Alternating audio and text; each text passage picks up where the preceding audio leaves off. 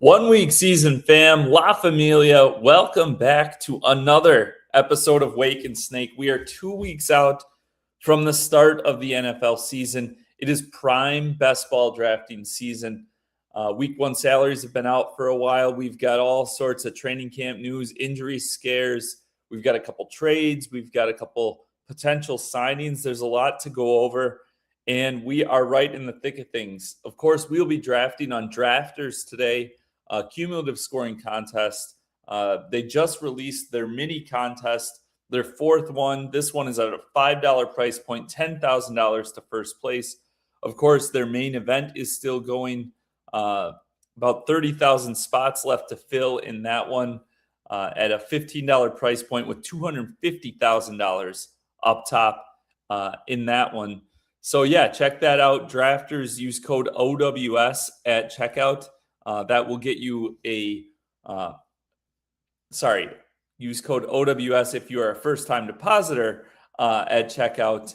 When you're adding funds, that will give you a deposit match of 100%. You put $100 on, you'll get $100 extra. $200 you can throw in. We've also got a ton of Drafters strategy content that we've been posting on the site. You can check that out. That is free on our website. Our best ball product this year is totally free. Just need to sign up for an account. No credit card or anything necessary.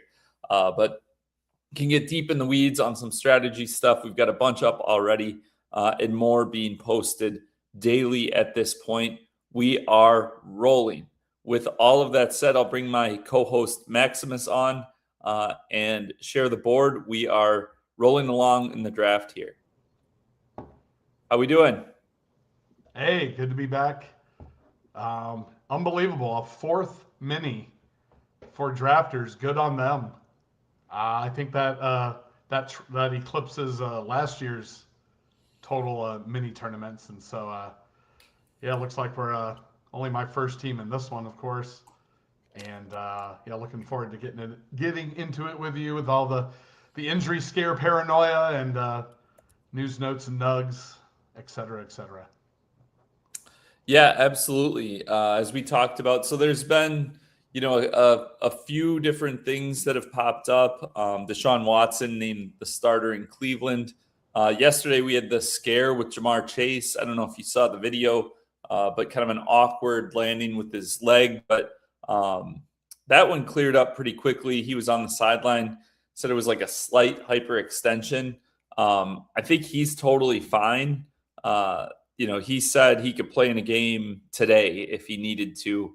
But I would guess that's, was probably close enough for comfort for them to, say, all right, we're probably going to take it easy on him the next week and a half before week one prep ramps up and whatnot. But obviously, and I just took Ashton Ginty, had, an epic day in the history of best ball Sunday afternoon where mayhem ensued when there was reports about him falling awkwardly trying to catch a pass in team drills, having to be helped off, putting no weight on his leg. Teammates were praying. There were prayer circles. A lot going on there.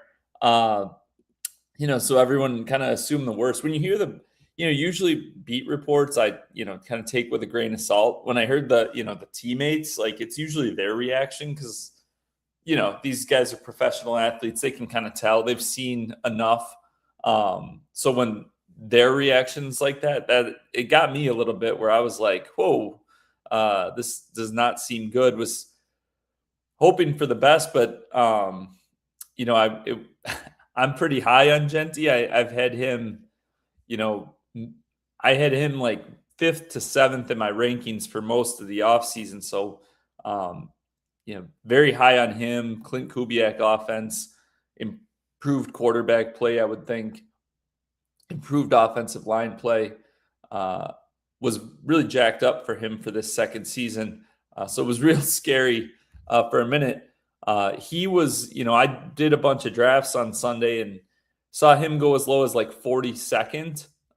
Basically everyone was avoiding him because, it's like, he could be out.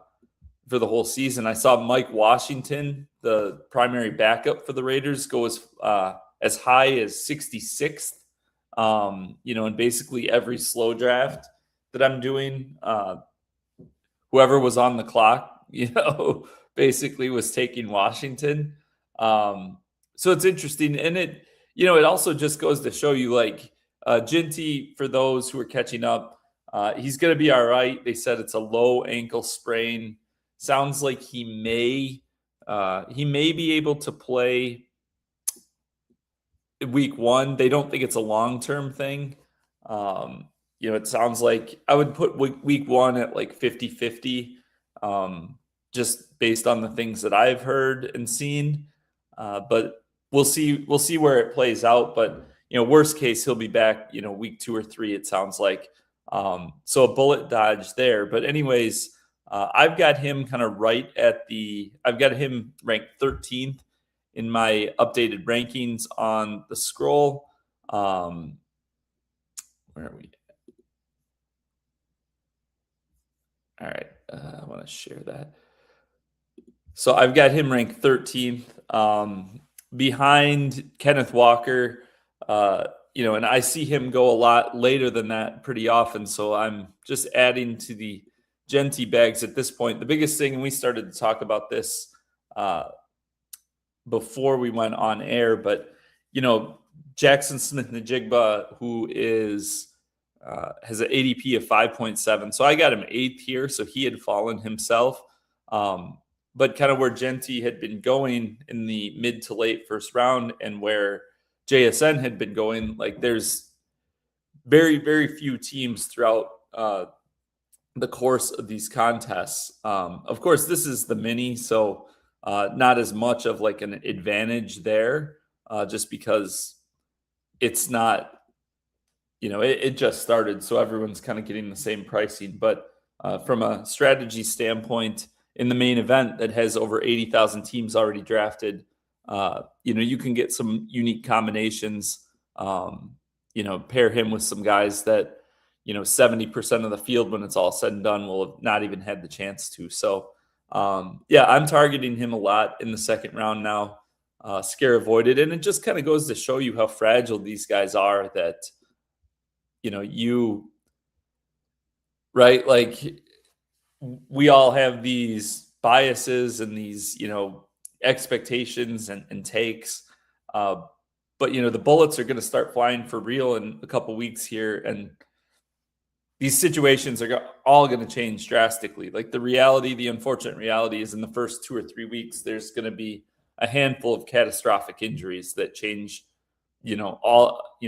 multiple team dynamics. So it'd be interesting to see where it goes. But that's a long monologue on Ashton Ginty.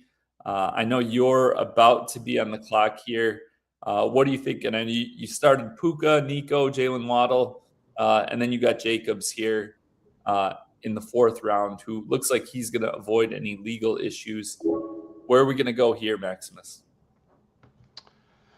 Yeah, a couple things to unpack. I think I'm going to, let me see here. It is my turn, actually, as we dial back to me here. I'm going to go with Ramondre Stevenson here. I think yet another injury pickup is Travion Henderson, and reports in training camp seem to reflect that, Stevenson's going to be the 1A back in that offense, which is a good offense. Pass catching running back. Perfect kind of running back, I feel, as a running back 2 for this format or what have you. And dialing back a little bit for the Ashton Ginty thing. I mean, again, if you can get past the paranoia of the initial reports, that doom and gloom, to get the clickbait on the socials, it's, if you know what you're doing, these are buying opportunities for some of these players to take them later than you usually would be able to get them. Kenneth Walker is another one who picked up apparently a foot injury, that just kind of coming across that. But a lot of these are just, there's still a couple weeks before the season starts. A lot of these guys are probably just they've had enough practice. They're just going to start winding them down and getting them prepared, hopefully, for the regular season. And we're not quite sure about Ginty yet. I think the latest news was they think it's closer to a low ankle sprain than a high ankle sprain, which would obviously be good news especially in your case. I know you've been really bullish on Genty early on and even throughout to now, and I like him too. I mean, he can do it all. He's in a better offense this year. They should be competitive, barring injuries. But yeah, I started with the three receivers here. Haven't been taking a lot of. Probably took Jalen Waddle the earliest I've taken him, but I like some of the reports coming out of there. I think the Broncos again targeting a good offense, should be passing volume. Waddle top dog in that offense now, and so he's probably going earlier than I usually would, or I just took him earlier than I usually would be taking him, but kind of felt the best for me. Sometimes again you damn ADP and kind of go with the instinct of how your team is. Where are we going here, Maximus? You got another one. Yeah. Let me see here. We'll go BTJ. Nice. You got to remember, so on the minis, it's only a 20-second clock, so we got to fire away here. Got to be ready. We can talk a little more strategy. I guess we can get into some news stuff, but as it comes up. But from a strategy standpoint, we can talk about kind of how we're approaching things. So you've got Puka, Nico Collins, of course, jumped up. You took him at 19th here. His ADP has risen to 21. Of course, Jaden Higgins, wide receiver for the Texans, tore his ACL. He's out for the season. They traded for Kayshon Boutte. Tank Dell is, just frankly, he's a very small dude, and he's had severe bone breaks. The broken bones like that, that's a much bigger deal, in 2026 than Achilles, ACL. It used to be the ligaments and the tendons that when they went, it was, kind of career altering. But I think Dell's issue, those are the ones that are harder to come back from at this point, because bones, you can't really fake it with the bone. There's not like modern things to get you back to a high level athlete, especially for a smaller guy like him. So anyways, Nico, his target projection is just enormous at this point. So what are you thinking here on this next pick? You've got 2 running backs, you got 4 receivers. What are we thinking?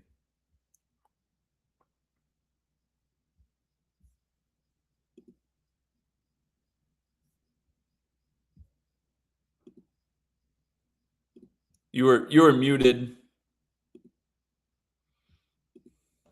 Sorry about that. I took Kraft. I was toggling between Tucker Kraft and Wan'Dale Robinson. I went ahead with Kraft. Kind of gives me access to another offense that I think is going to be on the pass heavier side this year, although I do already have Jacobs as well.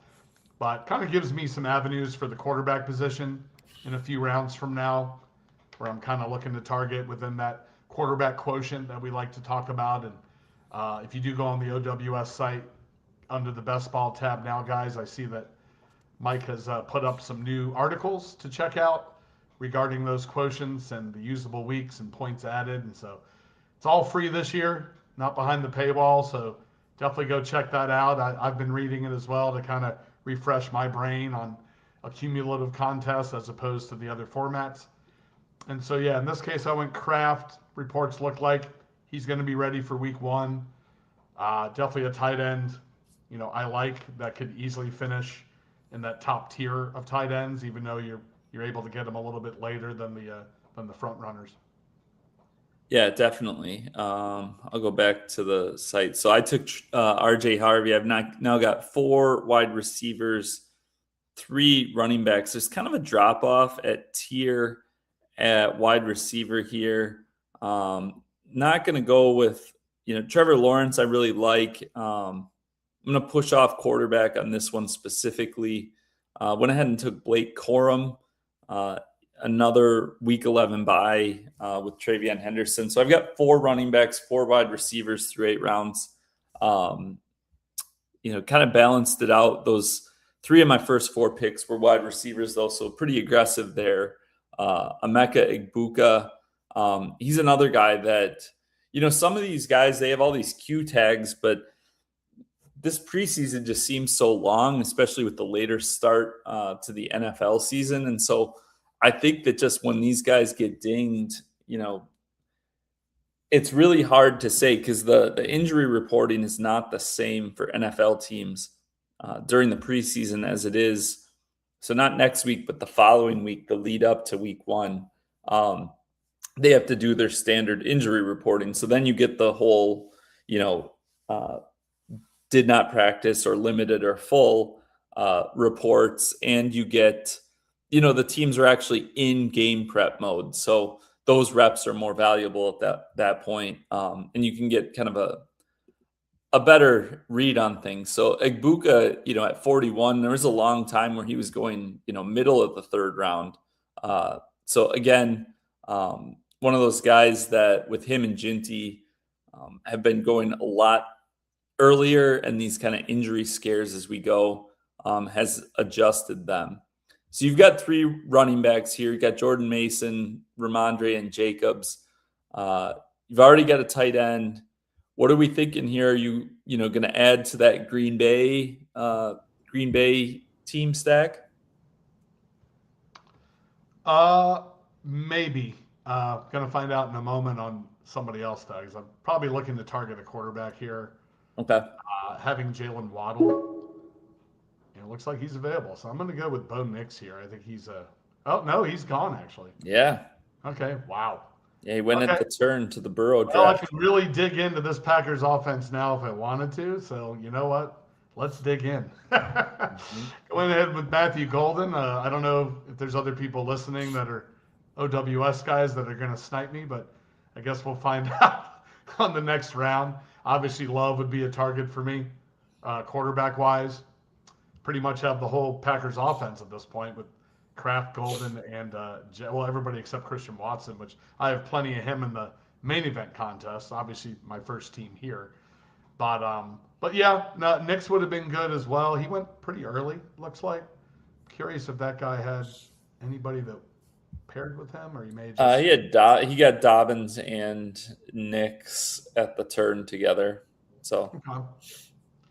So yeah, but that's the thing. You get sniped, and you have to have got to think ahead, plan B, plan C, and make adjustments on the fly. I think in our case, we've drafted enough to where no reason to panic. You just kind of toggle through your positions, be aware of your silos and your places throughout the course of the draft where you want to take positions regarding the quotients, and kind of take it from there. I see you took Jared Goff, and it looks like it is to me. And Jordan Love was sniped as well. So, now I'm in some interesting territory. Let me see. I think I may take an early Tyler Algier here. I think Tyler Algier could presumably be the week 1 starter. Yeah, I don't know. I saw a video this morning of Jeremiah Love carrying like 10 boxes of pizza up some stairs, and he looked like he was walking pretty. I'm joking mainly. That I did see the video, but it's just funny because people always like earlier this summer there was the video of Rashee Rice running from paparazzi when he was released from jail, and then there was people like breaking down his running form and trying to figure out where he was in his rehab. So that stuff is always just funny to me. But you alluded to it as well. Up on the site, we've got a lot of the, core philosophies and concepts to understand on drafters when you're drafting a cumulative style contest. And obviously, so like when you draft on DraftKings and Underdog, the quarterback, the stacking up these your quarterback with your primary pass catchers, your early round picks becomes, so advantageous because it's more like DFS. It's more like that weekly, like you have to get that spike, and the correlation can be so important where if Bo Nix and Jalen Waddle combined for 70 points in week 17, you probably had to have them to win is what it comes down to. But for the drafters contest, the QB quotient is basically over the course of the season, and I really go into this, I highly encourage you guys to check it out on the site if you haven't already. But the basic idea here is that, I've broken down every year the drafters has had these contests. And the reality is quarterback's a onesie position. And even the highest over the course of 17 weeks, even the most productive quarterbacks, they don't get over 400 points from that one quarterback position throughout the course of the year. All the top teams are getting at least 350 points over those 70 weeks or 17 weeks from the quarterback position. But nobody really ever gets over 420 just because from a draft capital standpoint, how you have to approach it. So it's one of those things where the correlation in 1 week is so important. It still is good, and when we can get it, that's great on drafters. But it's more about the draft capital we allocate than anything. Obviously, a lot of teams that have done well on drafters are able to stack because if an offense does really well for the season, it's more likely, there's likely several players that are doing well. But it isn't the death blow that it can be on DraftKings or Underdog when you build heavily around one team and then, the you can't pair that quarterback there, and it's just like you almost feel like you're drawing dead for the playoff stuff. So you can see, so I got Goff in the 10th. I don't have any Lions, but was getting him over a round after his ADP. Obviously, very high on the Lions offense. He's a guy that, Gibbs and St. Brown went 1-4 in this draft. Both are gone by the 6th or 7th pick every draft. With how good that offense can be, I don't think, I missed on them, so don't draft Goff has to be your approach. And then Tyler Shuck, high on the Saints this year, as I think is kind of the popular consensus. Kellen Moore, they play fast, ended last year really hot. So, I'm not going out on a limb there. But Goff in the 10th, Shuck in the 11th. So my QB quotient would be 10.5 here. You got Willis in the 11th and then Stroud in the 12th. QB quotient of 11.5. Want to ask you about Willis because one of my friends actually who he plays a decent amount of DFS. He does a lot of PGA. I'm not talking about stat. It's a different friend. But he starts hopping in best ball kind of right about now, like I think a lot of people do. Obviously, I live in Wisconsin, so Malik Willis, everyone's very familiar with. And he was kind of surprised with that Willis isn't going higher. He's pretty high on Willis. I guess, have you been taking a lot of him, and do you have any thoughts on his outlook this season? I'll let you. All right, you got Andrews, and now you can kind of share what you're thinking. Yeah, he's a good player to bring up. I am high on Willis this year. He's a rushing quarterback. I actually like Greg Dulcich quite a bit later in drafts at the tight end spot for the Dolphins. And the thing with Malik Willis, I've considered him kind of like a emergency break glass. If the quarterbacks you're trying to target in pairing situations, like what I was attempting to do with Love a little earlier, you don't really need, he's a perfect example of someone you don't really need to pair with anyone. I think he's got upside. They're going to be playing from behind quite a bit. He's going to be using his legs quite a bit, probably, albeit an overall bad offense, presumably. But yeah, I do like Willis. I have quite a fair share of him. Probably a little bit over even weight with Willis in the main event teams that I have. And yeah, I think typically I'd like him as a quarterback too, but in this case, I got sniped on a couple of other prospects, so I wound up getting to him before he went too far down. And then the CJ Stroud thing, I do have Nico Collins, so in that case, it does happen to be a pairing situation, and you hope CJ Stroud, the offensive line's a little bit better this year, and they brought, like you mentioned earlier, Butte to the mix now, which I think is a decent replacement for Jaden Higgins to kind of keep that offensive potential flowing. I think a lot of people consider the Texans, with the strength of their defense, to be a Super Bowl type team.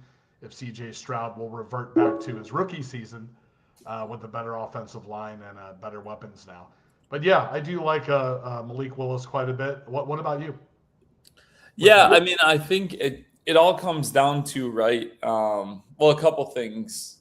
One, the Dolphins. So I think the I think the way that most people think about, or the public and just most people in general think about bad teams, right, is that they just are getting like destroyed every week, and losing by like a ton, and they're having to throw all game, and the reality is, like, last year's Cardinals team is kind of the exception. Like, usually those bad teams, like, if you have a 4-13 team, there's a good chance. And this is where, like, throughout the season, to plug OWS, we have the NFL Edge, and every week we go through, how each team is going to approach it and try to win, what the likely game flow is likely to be, and what the pace of the game is likely to be.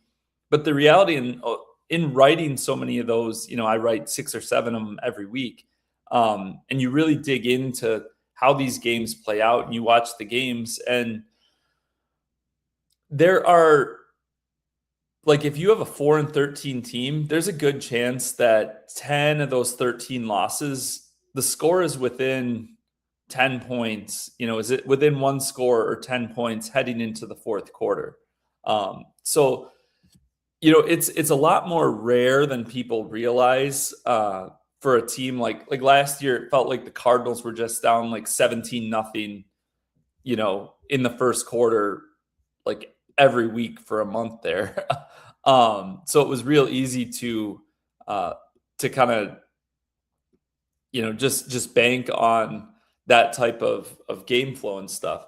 The Dolphins are projecting to be really bad, but who knows if their bad will be a Cardinals bad, or if it'll be like, we make it ugly for everyone, and it's, they're down 17-6 heading into the fourth quarter. And it hasn't gotten to the point where they're just like having to, say, all right, we got to go, and letting it chuck around the yard. So that's a long answer, but I do think, seeing Malik Willis, how he played in his limited opportunities. The thing with him, we talked about Stacks, is they're an offense that it's super easy to. I'm actually surprised you haven't taken Dulcich. Maybe you'll take him on the way back here. And I thought you would take Caleb Douglas, just because of what I'm about to talk about. They're a team that they are all so cheap, right? Other than Devon Achane, basically everyone goes after pick 100. So if it does turn into a situation where Willis has a big year, like, you can hit 4 or 5 late spots, and have huge profit across the board, and that can be a game changer for a roster. So, I think he's a guy that you can kind of strategically build around. And yeah, I mean, if you're right on him, and I know there's some ambiguity in that Dolphins team, but also one of the advantages of Drafters Cumulative Contest is it's all one standings, one leaderboard. So you're not relying on like being in the right pod and having the right pod luck and things coming together just perfectly with a specific team. So, over the course of a bunch of drafts, whether it's the mini or the main event, you can draft a bunch of different combinations of, 3 or 4 Dolphins. You've got Caleb Douglas, Chris Bell, Malik Washington, Jalen Tolbert at wide receiver. You've got Greg Dulcich at tight end. You've got the backup running backs if anything happened to Achane, which if they are really bad, and it's the type of thing where if they're 3-9 and Achane has a high ankle sprain, like, his season's probably just done. So those backup running backs in Miami have a little extra value there, just because I think, and I'm kind of lower on Achane from that standpoint, just because I think there's a greater risk for him just getting shut down at some point. Anyways, where I'm going with all this is, yeah, you could do several different variations of 3 or 4 Dolphins that you get very cheaply, and you're likely to have, one of those combinations hit just perfectly. And hopefully, your earlier round picks don't have catastrophic injuries, but that's how you can kind of weave your way to the top in this massive contest with one leaderboard. Yeah, that's the thing with Malik Willis. There's so many opportunities in late rounds of players where nobody really knows who's going to kind of usurp someone else in that offense. I mean, everything is kind of a mystery and a question mark. But Willis, and I was able to get Dulcich. It seems like he's been falling a little bit better than his ADP in my experience in my draft. So I guess maybe I just had a patience that he would, better odds than not he would still be around, and he happened to be in this case. But yeah, the Malik Willis thing, there's another target too I like, and that's reports are Chris Bell is, he's back at practice, seems to be over his injury situations, and, definitely someone that they drafted, and they're looking to see what, he could easily be a part of that receiver core, if not early, then by the end of the year. I mean, they're all kind of like, pretty fragile. I don't think there's any alpha with the Dolphins offense. So yeah, with someone like Malik Willis, you have so much patience and so much room to, if you want to attach somebody to him in that offense later, it's pretty easy to do so in the late rounds. And then I would imagine with you, is he still around? There's definitely someone I'm hoping you'll take coming up. I won't say who it is, but it's on you now. Let's see if you're going to take him with Goff. Oh, no, I'm probably not taking Tesla. Okay, interesting. There's reports with Laporta hip injury. Nobody really knows the severity of that, if he's going to actually miss any time or be ready for week 1. And I know the reports have been Tesla has been bad in camp, but he's still, that wide, definitely a wide receiver 3 in that wide receiver room for the Lions. And I was thinking maybe with Laporta, if they're kind of easing him back in, that may get Tesla more involved. I got auto pick there, but that's fine. Jalen Noel, I had CJ Stroud. That may get Tesla potentially more involved maybe early on. Yeah, and you're right. He's not going to. He's a guy that, again, he's dropped, but and there's been not great reports and whatnot. But at the end of the day, like you look at that Lions wide receiver room, and yeah, you've got Greg Dortch, Tay Martin, who I think was an undrafted rookie. There's not a lot else going on there that we need that we be aware or be wary of, I should say. Some guys that are interesting to me.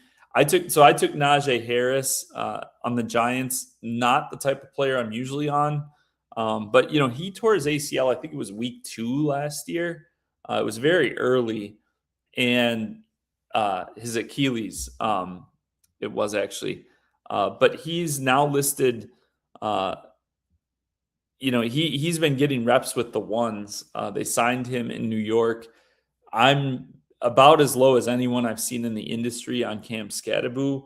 So I just think, the way he plays is not conducive to staying healthy. So yeah, I mean, Najee is a guy that's interesting to me. Jerry Jeudy, who went, so 2 guys, Jerry Jeudy, and then let's see if he comes back to me.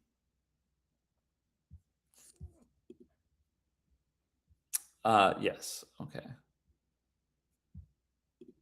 So Jerry Jeudy and Sean Tucker. So Tucker's been so Josh Williams for the Bucs is a guy who I believe he's a rookie, but seems like he might have supplanted Sean Tucker.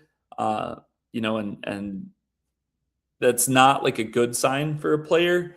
But we've seen Tucker be really, really successful when given opportunities. So the thing that interests me about him is the potential that he could get cut actually or traded for a future 7th round pick or something when they break things down to get head into the season for their final cuts.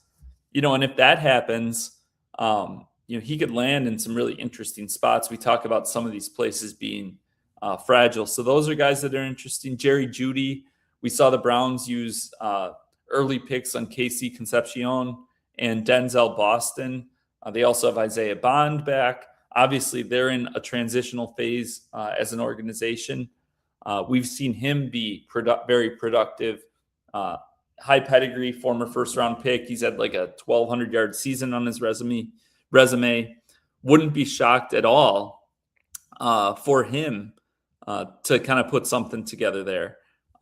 So those are a couple guys that are very interesting to me. I talked about him, and I'm going to go with Malik Davis to round it out. 8 running backs, that's rare, but gives me some talking points. He's a guy too, Jadon Blue, everyone loves him. He scored a bunch of touchdowns in Texas, super fat, very fast. But like last year, never could gain the trust of the coaching staff. And kind of reports have been Malik Davis scored a touchdown in their last preseason game, and reports have been he actually might be the number 2 right now, with Blue kind of supplanting him at some point. So those are some guys who are kind of interesting to me, where their situations could improve quickly as we get kind of down to the nitty gritty. And I saw you did add Jalen Wright to the. I was a little disappointed that that when you took when was it that you didn't take Caleb or where was it, Chris Bell. I was setting you up for it. I thought you'd take him over Ted Hurst, but I digress. Anyways, yeah. You want to talk a little bit about your team at all, or any other players towards the end of the draft that situationally or injuries, whatnot, have caught your eye? Well, you mentioned Ted Hurst. I like your pick of Sean Tucker. I was about to take him actually, and then I figured, you know what? I'm kind of doing a role reversal with the Patriots and the Texans. Kayshon Boutte leaving the Patriots really clears the runway for Demario Douglas as that pretty definitive wide receiver 3 in that room with A.J. Brown, and he probably already was anyway, but A.J. Brown and Romeo Doubs, Demario, they've kept him out the last couple games. Looks like they're preparing him to be the slot guy yet again in that offense. Patriots, presumably will be a good offense. And yeah, I thought about Bell.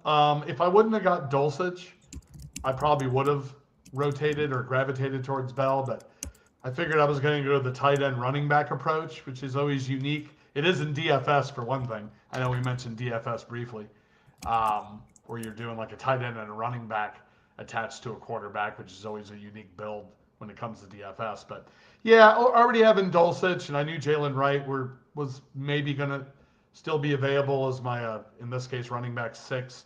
He is the handcuff, I believe. Haven't really heard much on Ollie Gordon. So it seems like Jalen Wright is the next guy up for Achane.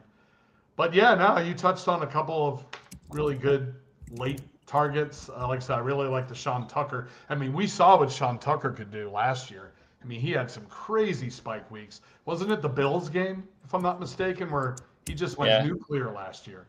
And so, he has that in his wheelhouse if there's an injury to Gainwell, or, which I hope not, because I like Gainwell too, or Bucky Irving. Yeah, and Bucky, it sounds like he's looked good. So, it sounds like, so because I believe Tucker's on the last year of his deal, so like the team doesn't have control of him after this year.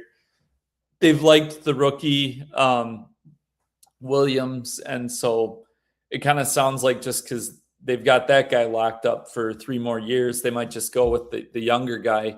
Not really an indictment on Tucker, but yes, it was that Bills game last year. He had 34 points. 19 carries, 106 yards, and 2 touchdowns. Also had a 30-yard touchdown catch. I mean, I know the Bills' run defense we were just constantly targeting last year and whatnot, and probably will again this year. But yeah, his upside and what he can do.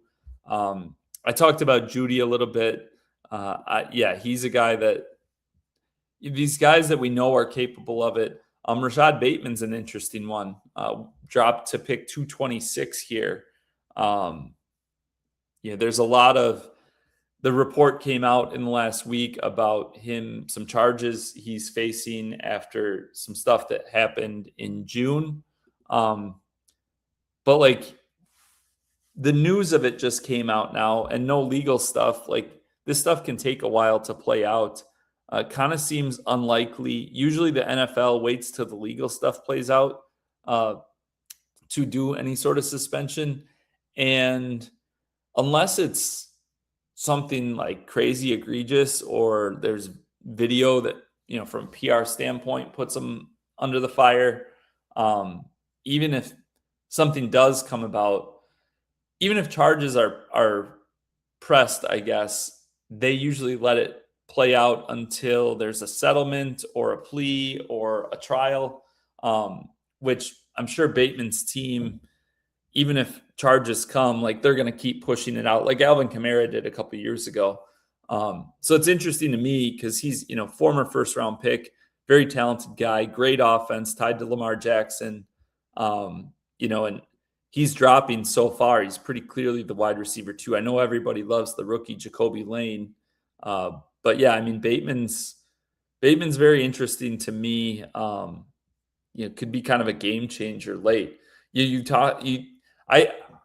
think about guys who, the way I like to think about the end of these drafts a lot of times is, so the Ashton Ginty thing that happened Sunday, the immediate, like Mike Washington was going in like the 6th round in some drafts, like 6th to 8th round in live fast drafts.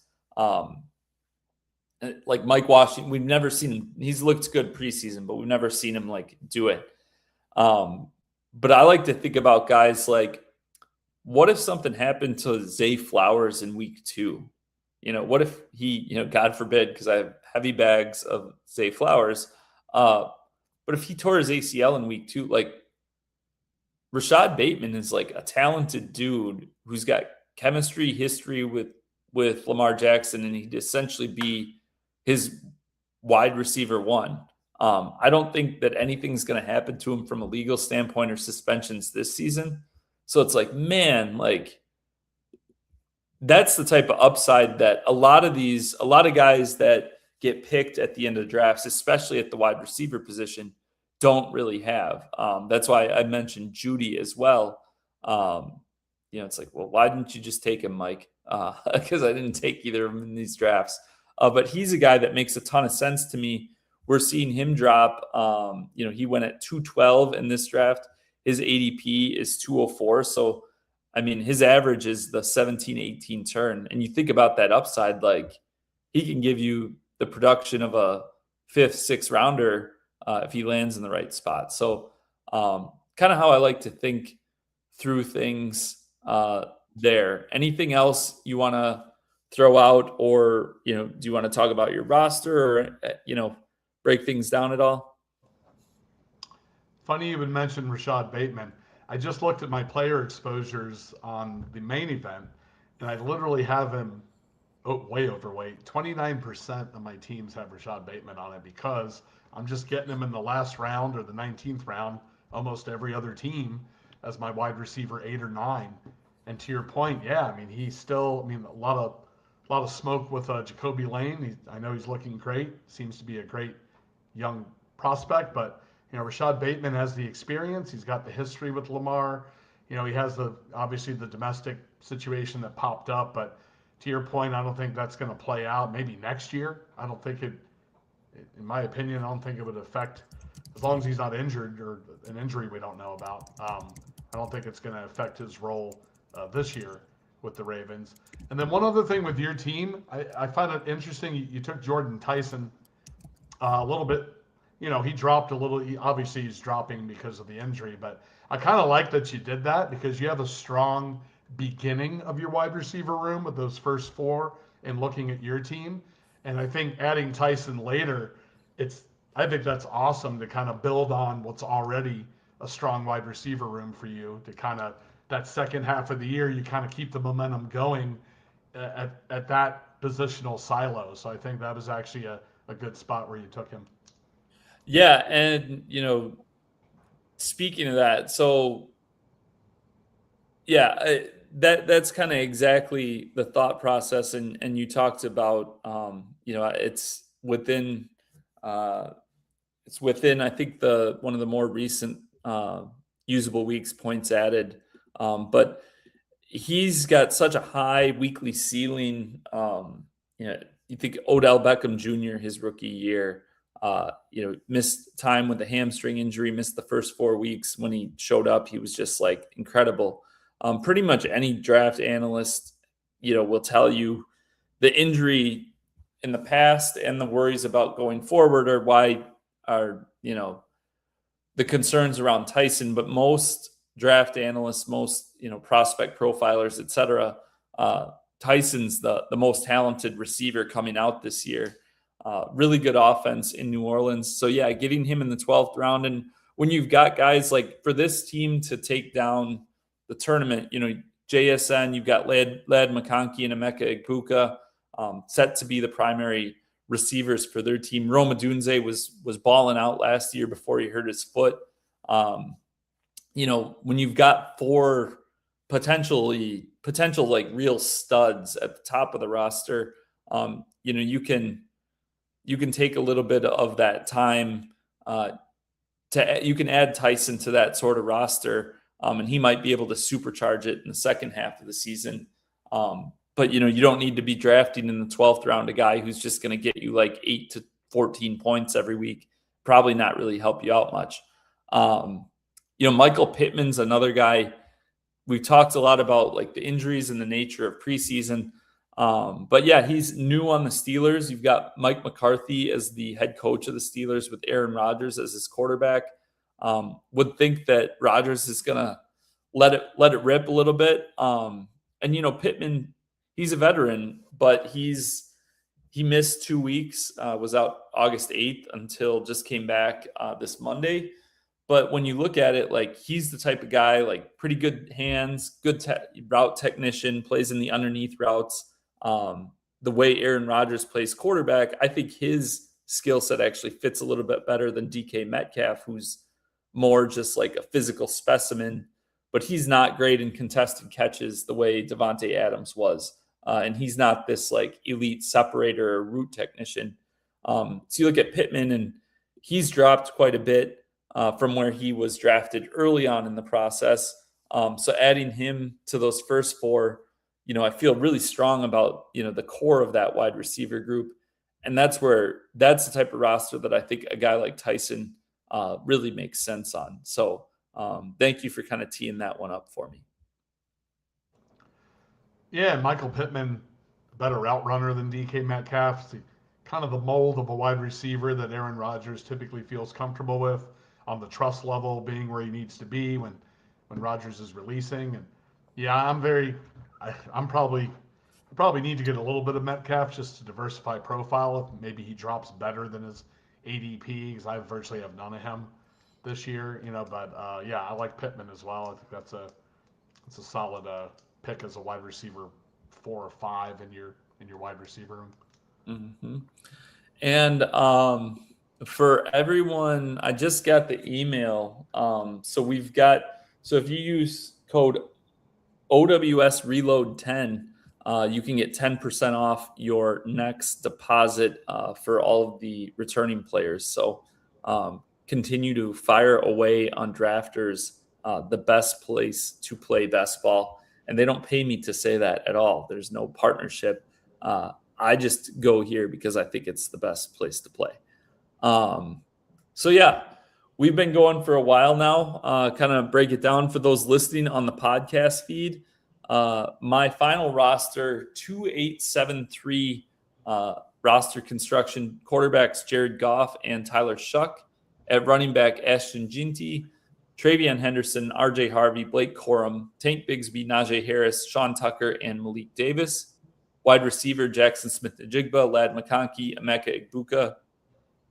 Rome Odunze, Michael Pittman, Jordan Tyson, and Omar Cooper. And then at tight end, the hype master, Terrence Ferguson, Hunter Henry for the Patriots, kind of correlating him with my Travion Henderson pick, and Cade Otton, tying him in with the Emeka Egbuka pick, hoping, Otton historically has had bigger outputs when Mike Evans has missed time the past few seasons. And obviously hoping that the absence of Evans leads to Egbuka having a breakout sophomore season. So with that said, thank you all for joining us on another week of Wake and Snake.